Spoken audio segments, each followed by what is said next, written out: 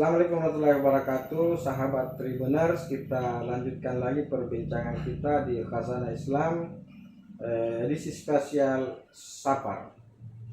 Jadi tadi kita sudah membahas apa itu hari Rabu terakhir di bulan Safar, tata cara pelaksanaan salat sunat awabin untuk minta perlindungan dari Allah Subhanahu wa taala untuk menghindarkan kita dari bencana yang diturunkan di hari Rabu terakhir di bulan Safar. Nah, ternyata Tribuners, di bulan Safar ini tidak melulu sebagai bulan atau hari-hari bencana. Karena dalam tradisi Islam justru di bulan Safar ini juga banyak dilakukan pernikahan atau pesta-pesta yang berujung kepada kebahagiaan atau kemeriahan yang dilaksanakan di bulan Safar. Itu akan dijelaskan lebih lanjut nanti oleh Al-Muqaddam Haji Mustafa Irate. Kamus, ya. Konon di bulan Safar ini juga banyak dilakukan pernikahan oleh ulama terdahulu kita. Seperti apa itu, Kamus? Jadi seperti ini, lepas dari pro kontra soal sial atau tidaknya bulan Safar. Sebagian masyarakat kita pada bulan Safar itu, khususnya tadi hari Rabu itu, ceme-ceme perang itu untuk menghilangkan, membuang bala yang katanya dengan sial. Tapi ingat, ada beberapa kemenangan besar yang diraih di bulan Safar. Perang Abuah yang terjadi itu di bulan Safar. Perang pertama dalam Islam. Abuah. Kedua, perang Khandaq. Itu terjadi di bulan Safar. Lalu yang paling membahagiakan kita, pernikahan Rasulullah Sallallahu Alaihi Wasallam dengan Sayyidah Khadijah alaihissalam itu di bulan Safar. Jadi Rasulullah menikah di bulan Safar. Dan ingat, Rasulullah juga menikah. Rasulullah Sallallahu Alaihi Wasallam menikahkan putri kinasihnya Sayyidah Fatimah alaihissalam itu dengan Ali bin Abi Thalib alaihissalam itu di bulan Safar juga. Makanya jangan heran mungkin di Tanah Bugis ini lebih memahami, sehingga kalau bulan Safar itu kita siap-siap lah banjir undangan pernikahan. Saya kira di situ jadi jangan dilihat hanya bala bencananya, tapi lihat kebahagiaan ini. Mungkin saja pernikahan itu dilakukan di awal bulan Safar atau di pertengahan bulan Safar. Ya, kan ini kan akhir aja ya. Malah Rasulullah menikahkan sendiri putrinya di bulan Safar. Dan beliau sendiri menikah di bulan Safar.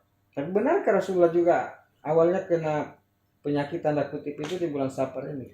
Tanda kutip kena penyakit bulan Safar awal. Lalu penyakit beliau demam 3 hari nanti di Rabiul Awal yang menjadi penyebab beliau berpulang ke rahmatullah. Karena kita harus meyakini bahwa Rasulullah ini jangankan dijaga dari penyakit, dari dosa saja dijaga oleh Allah Subhanahu wa taala, apalagi kalau hanya penyakit seperti itu. Artinya kalau Rasulullah diberi sakit sebenarnya itu pelajaran buat umatnya, bukan buat beliau. Bahwa beliau bukan Tuhan, bukan sepertinya kalau kita bersalawat kepada beliau bukan untuk beliau, untuk kita. Kalau ada yang mengatakan Rasulullah kena penyakit di bulan Safar, bukan berarti bahwa kita kenapa Rasulullah kena penyakit? Rasulullah sakit, apakah doanya Rasulullah tidak dijawab oleh yang minta selalu perlindungan dari penyakit? Itu hanya semata-mata sebagai gambaran kepada kita bahwa beliau ini manusia biasa. Jadi seperti tercaya bahwa Rasulullah itu waktu sakit sangat terasa sakit. Bagaimana logikanya? Jangankan Rasulullah, banyak para ulama, bahkan orang biasa merasa nikmat menjelang kematiannya, apalagi Rasulullah. Tidak mungkin itu hanya bahasa Rasulullah. Wahai Jibril, wahai malaikat maut, andai kata kematian itu begitu menyiksa atas umatku, timpahkan saja itu kepada aku. Itu artinya tanda cinta Rasulullah pada umatnya. Persoalannya di mana tanda cinta kita kepada Rasulullah? Dan nanti kita mungkin bicara yang lain itu. Apalagi nanti ini sudah mendekati Maulid. Di bulan Rabiul Awal nanti. Tribuners, yang beberapa hari lagi setelah kita akan masuk ke bulan Rabiul Awal, dan di sana kita akan membahas lebih jauh keutamaan salat kepada Rasulullah SAW, bagaimana keutamaan pelaksanaan salat hari raya Maulid, dan seperti apa kita mencintai Rasulullah SAW untuk membalas pengorbanan beliau sekaligus mewujudkan kecintaan kita kepada Rasulullah SAW. Demikian, ada barangkali pesan-pesan kamu untuk Safar ini? Saya kira pesan ini yang normatif aja. Mari kita perbanyak doa, Ya. perbanyak ibadah, perbanyak silaturahim, dan memperbanyak sedekah. Sedekah tidak selalu berupa duit, benda. Tapi sedekah pengetahuan, bahkan senyum juga adalah Ada sedekah. bagian dari sedekah. Itu aja. Semoga di bulan Sabar ini kita diberikan pertolongan, rahmat dan berkah dari Tuhan, sehingga kita semua selalu berada dalam keadaan sehat walafiat. Amin. Saya kira seperti itu ya.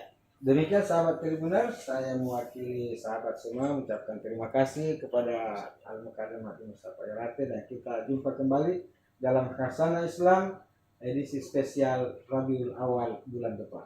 Assalamualaikum warahmatullahi wabarakatuh. Waalaikumsalam warahmatullahi. Terima kasih sudah nonton. Jangan lupa like, subscribe, dan share ya.